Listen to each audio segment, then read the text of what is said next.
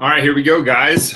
Another day with Grit Gym Live at 12:30. We come to you at 12:30 each weekday to talk about your health, your exercise, your nutrition, your mindset, and your recovery. You need all four of those. They're extremely important.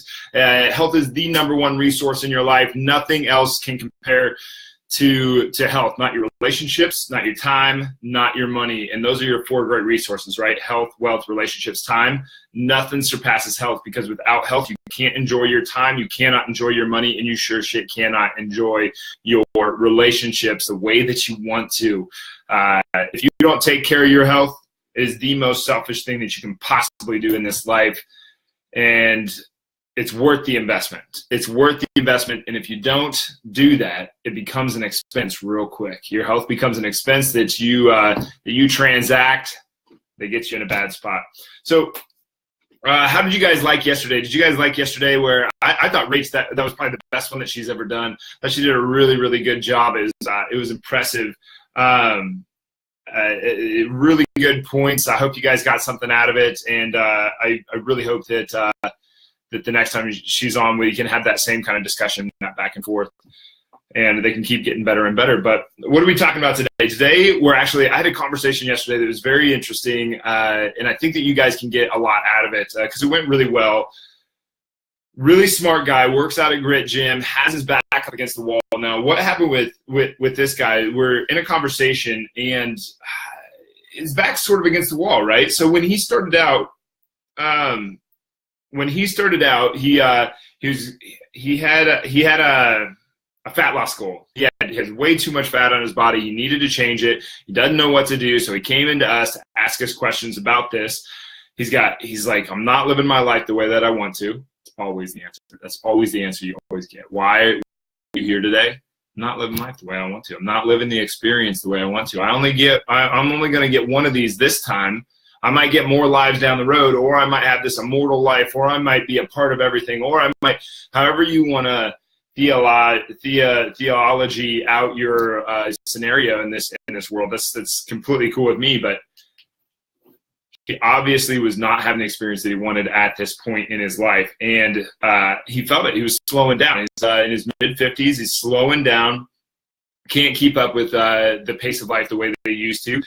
And a lot of it has to do with he's got this gut that is just weighing him down, literally. So what do you do about this? So the obstacles around this are like he didn't have a lot of time, and his lifestyle is just not conducive to health. It's not conducive to fat loss. It's not conducive to it's very conducive to fat gain. And his wife doesn't really wasn't on board. Wasn't on board with him losing the weight. So. And you guys don't think that that's a huge, like most people don't think how big of a deal that really is. That's enormous. This is the person that you're spending the majority of your time with.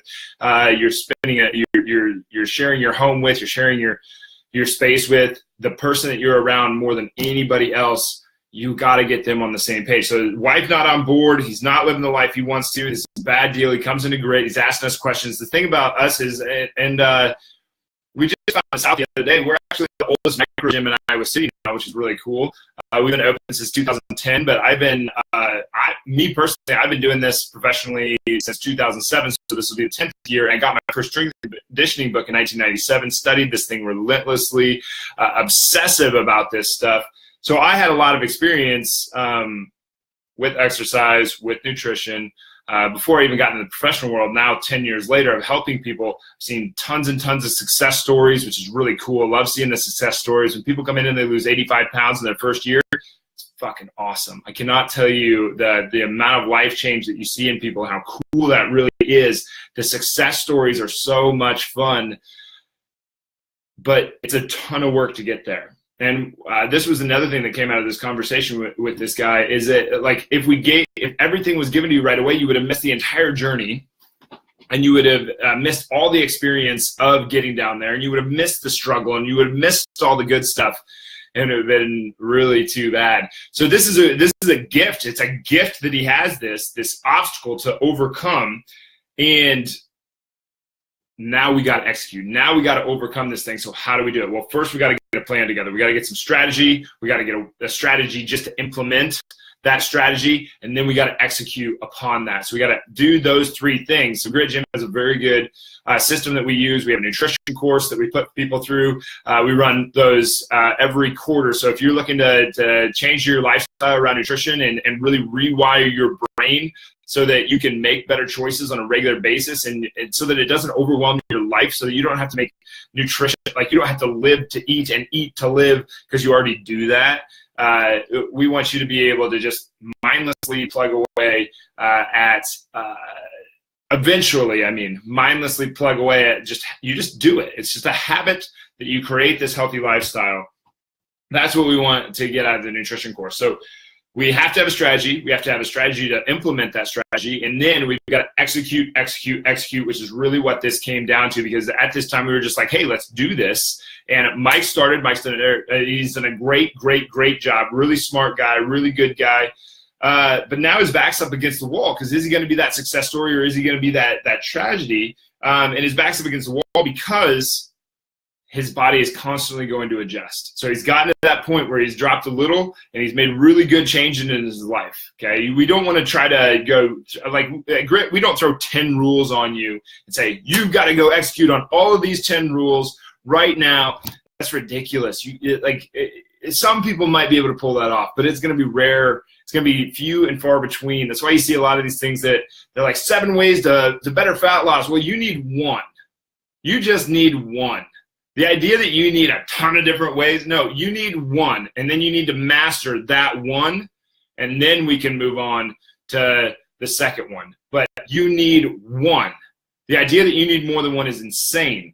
That's why people are having such a tough time with this thing. They're getting so many different strategies. You need one strategy. Get one strategy, master that one strategy, and then move on to the next one. So that's where he is right now. Metabolism is going to adjust. Your body is going to say, when you lose that first 20, you lose that first 10, you lose that first 5, whatever it is, your body is going to go, okay, well, you're only going to give me this many calories, and okay, then I'll just learn to live off of those. I'll just deal with those. Okay, that's what it does. It just goes to that place, like, oh, I'm just going to live with those. No big deal. Thanks. I'll handle this the way that I'm always handled it, and we'll be just fine. So then you readjust again and again and again and again. And at some point it gets so demoralizing that the weight just isn't coming off and isn't coming off and isn't coming off. And it's tough. It's real tough. And that's okay, because like we said, the obstacle is a gift. We want the obstacle. So embrace that obstacle. But now we got to overcome, right? The competition is a great thing during the competition, but at some point we got to overcome. We got to push through. We have to become something that we are not right now. And a lot of that there's a lot of stuff going on with the fat loss game. There's a lot of identity stuff. There's a lot of mindset stuff. There's a lot of insecurity stuff. There's a lot of that feeling of not being enough, that fear of not being enough stuff.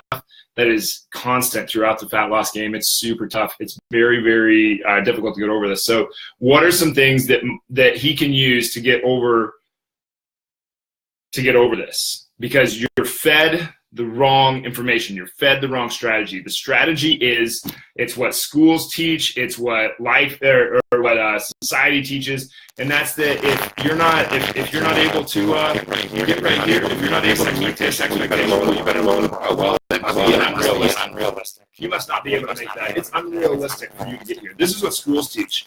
Okay, well, if you can't get an A in this class, well, there must be something wrong with the curriculum. Let's lower it down so that the B is actually an A, and then the C can actually be a B, and it's bullshit. It's not real.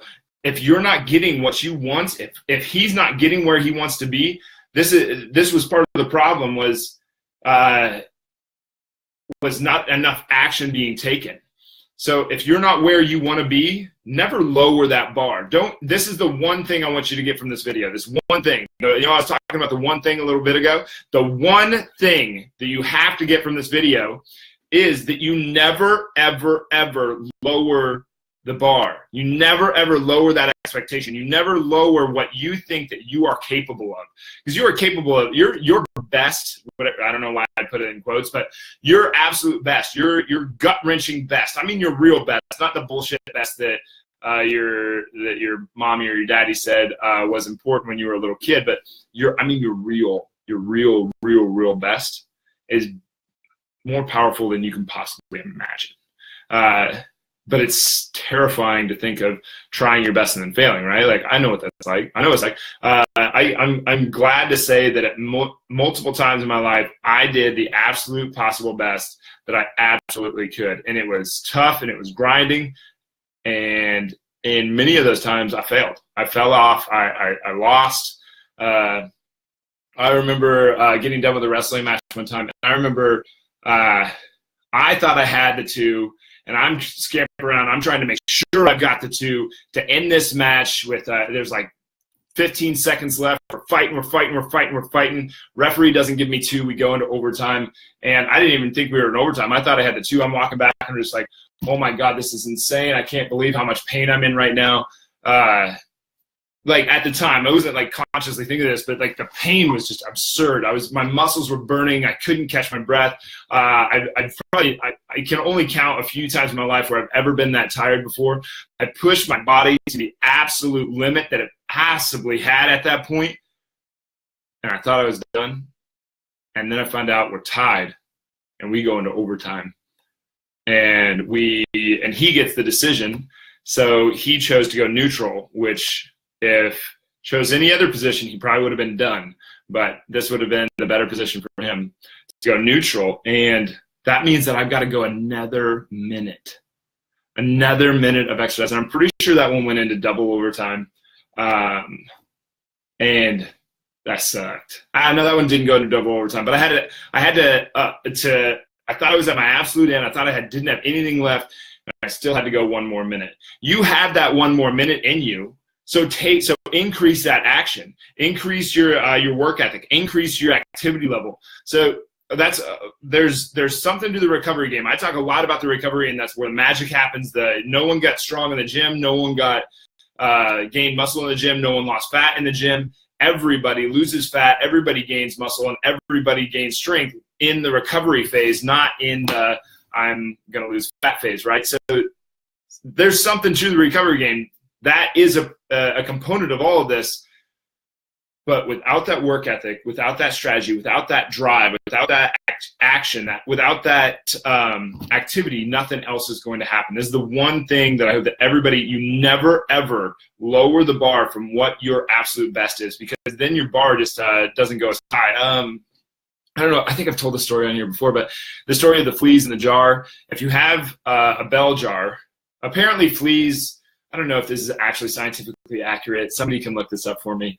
But apparently fleas, if they were the size of a human, the ratio of how high that they can jump compared to their size of their body would be like us jumping up to the top of the Eiffel Tower, or not the Eiffel Tower, the Empire State Building. I'm pretty sure the Empire State Building is 1,200 feet tall. So think of that, like how high you could jump. Now, if you were to put fleas in a bell jar with no lid on the top, they just hop right out. No big deal. No, nothing. Just hop right out. Now, if you put a lid on top of that and tighten that lid down, the fleas are going to pop up, hit the lid, come back down, hit the lid, come back down, hit the lid, come back down. Take that lid off. All of a sudden, they stop even hitting the lid. They just go up and they come back down. They've set a new bar, and the new bar is the new bar is lower than what they could have jumped before. So never lower the bar. Increase your action, increase your work ethic, increase your activity. Richard Ramirez. I don't know what that means. Transitioning into what? From what? Into what?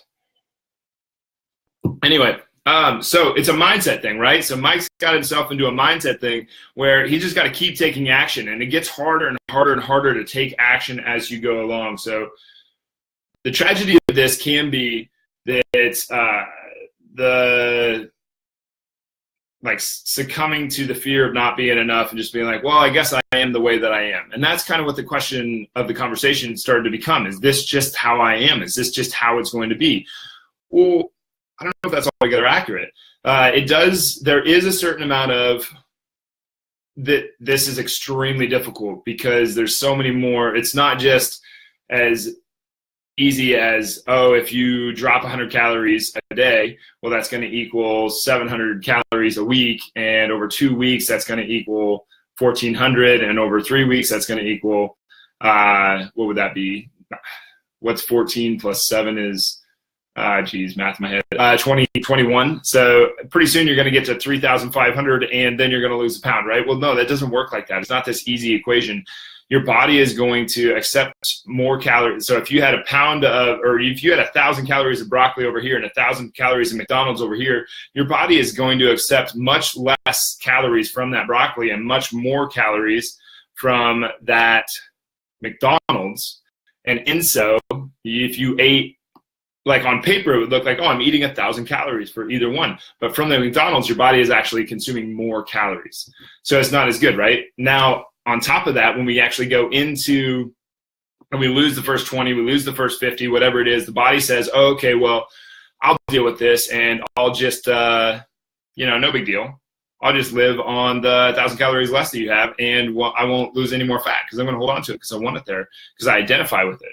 Now, are you really, so first of all, are you really fat or do you just have fat on your body? That's something to make a really strong distinction of. I don't think that you are fat. I think you have fat in your body. I am not fingernails, but I have fingernails. I am not a beard, but I have a beard. Okay. I am not beard. I have a beard. Right. So it's a different deal. Where was I? So then your body adjusts. And it's going to live on the same number of calories. So you stop losing fat. So now what do you got to do? Because nutrition either I think you should do both. You pick nutrition and you pick exercise.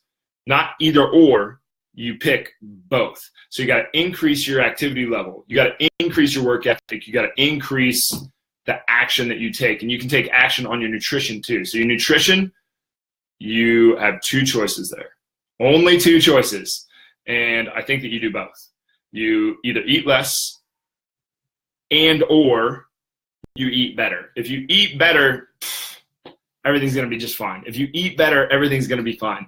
Eating better is going to cause your body to absorb less calories. It's going to cause you to have more fiber in your diet. It's going to cause you to have more nutrients in your diet. It's going to cause your brain to think better. It's going to cause a better mood. It's going to cause you to have less stress over the course of your entire body. And I mean mental stress as well as physical stress. The stress of the actual nutrients that are going to your body, whether good or bad, makes a difference. Your body is going to be better off because you chose to eat better. So if you just focus on making better choices, so better choices, better choices, better choices, and you never, ever lower the bar from what is acceptable. For instance, you can choose, I don't think that you have to do this forever, but making these hard blocks in your mind. For the next 10 weeks, I'm not going to have pizza. That can be a very hard block. Just bam. I'm never going to lower the bar from that. I'm not going to eat pizza for the next 10 weeks. That's something you can attain. That's something that is actually a decent strategy. And you're probably like, wow, that's way too simple. No way. That can't be. Yeah, that's the one thing that it has to be. You had to, or it could be, I'm going to make one new recipe every single week so I don't get bored. I'm not going to go out to eat any day but Sunday. That's a strategy. You just need to pick one. You just need to pick one and go with it. But no matter what, never lower that bar. You don't ever decrease the action. You never decrease the work ethic. You never decrease the activity. You don't lower the bar because that's what will happen. You lower the bar, all of a sudden it's okay to work less. It's okay to take less action, and it's okay to put less activity into what you keep the bar high, and you find a way to make it up there. You never, ever, ever, ever change. And the schools do this. They lower the bar all the time. So it's like all those memes that you see that where the parents are ganging up on the teacher saying, why isn't my kid passing? Well, maybe your kid needs a work ethic. And maybe you're teaching, maybe this parent is teaching this kid how to not have a work ethic. Oh, it's not your fault. It's got to be the teacher's fault. My kid's smart. Work ethic's got nothing to do with intelligence. Believe me, I don't think that I'm an overwhelmingly smart person. If you look at my grades in school, I don't think it takes intelligence to get good grades. I don't think that I am not a very book smart person. For the most part, I had straight A's all the way through. I am not a book smart person. I read at 250 words a minute. I have the short-term memory capability of a 7-year-old. I have but my long-term memory is off the charts. But I worked my absolute ass off to get good grades. There's a difference between it not working for you and you not working for it. And I think in the situation with the school, lowering the bar, why would you do that? It just teaches such a bad lesson. But in this scenario, how many people do you know that are trying to lose fat, trying to get healthier, their bodies are slowing down, they're just not living the life that they want to, and then they get to a point where they want to do something about it, but time is a constraint, their spouse isn't on board, their lifestyle isn't conducive to it, and they've had this lifestyle for like 20, 30 years, and that's tough. That's a tough habit to break, right? And then they go into a gym, and maybe that gym is not set up conducive to what they actually want to do with their lives, and they end up getting hurt. This happens a lot. What do you think that person's going to do? So I think one thing that Mike did that was really good, he got expert advice. He went to someone that could keep him healthy long enough, that could keep his body from getting injured so that he could keep on going with what he needed to do so that he can be successful, because this thing is really about time.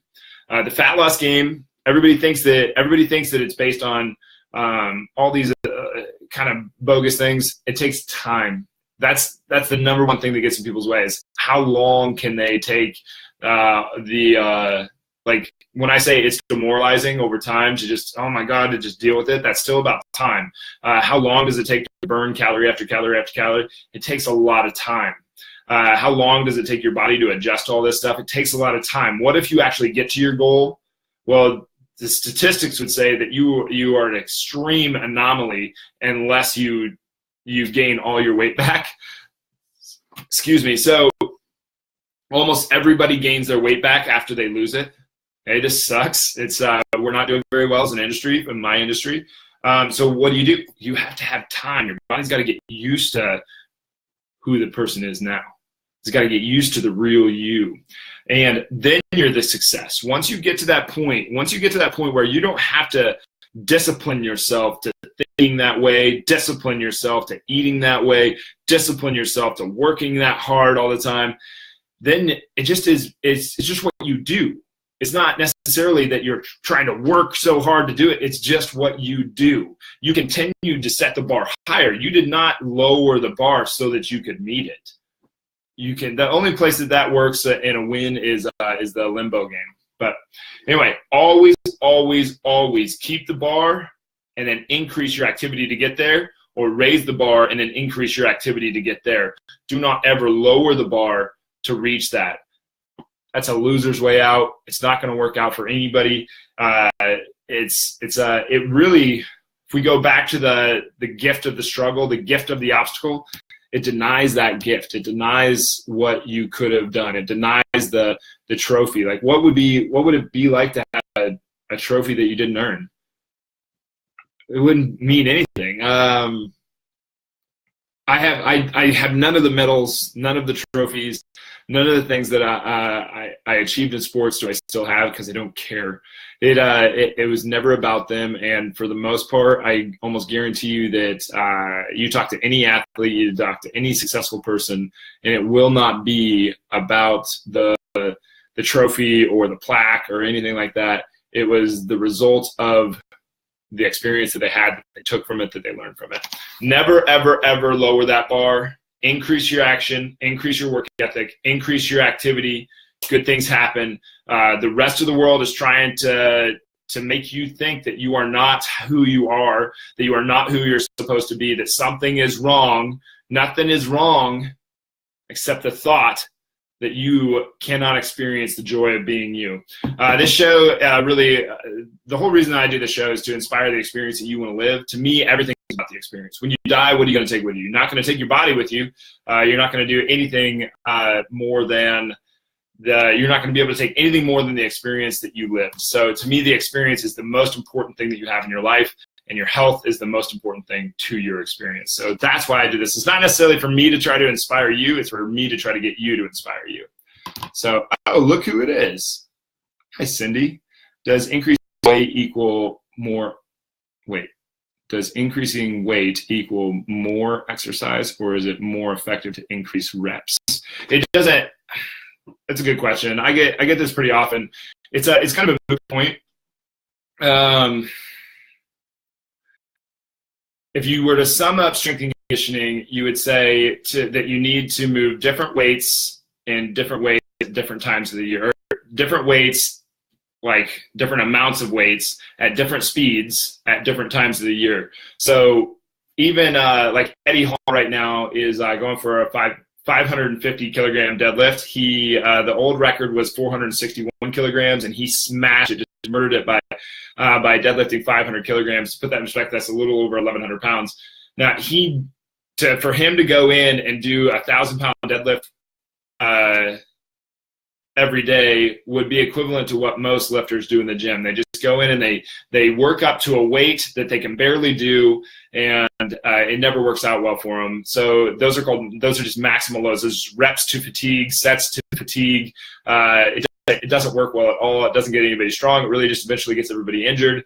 And so if Eddie Hall was coming to do that, you would never see him break 550 kilograms. You would never see him to get to 500 kilograms. Instead, it would be he's going to work speed work down around 800 pounds, 700 pounds, 600 pounds, so that one day he can come up and he can be like, okay, well, now's the day, and he's going to try for 550. So it's a systematic way of doing it. You wouldn't want to just always do less reps.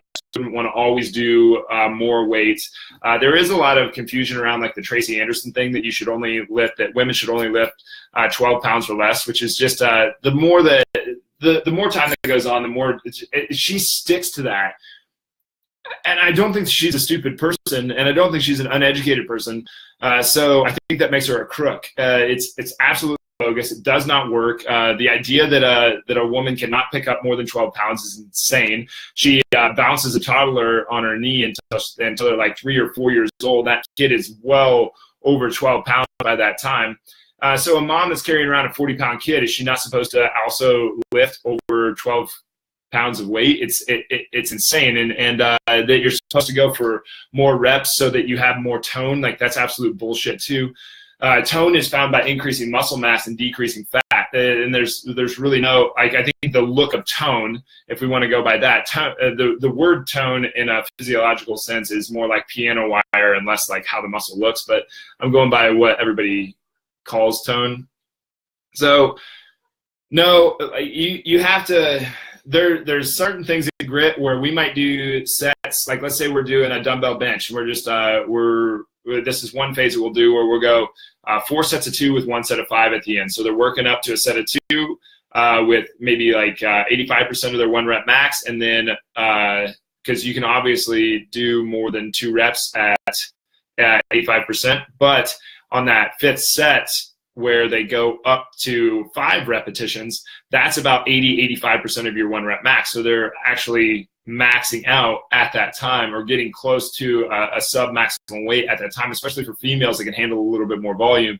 We'll do that kind of thing, or we will work a 2-2-2-2-2, and then we'll call it a 2+, where we're just going to rep out at the end, and that's on the end of 4 weeks. So we've built up to that. So we've had a sub-maximum weight, sub-maximum weight, sub-maximum weight, max out, and we try to hit out as much as we possibly can. But if we're trying to get stronger, which I think, like, there's no excuse to not get stronger. Anybody who's saying like, oh, we don't lift for strength here, we lift for aesthetics, that's fucking stupid.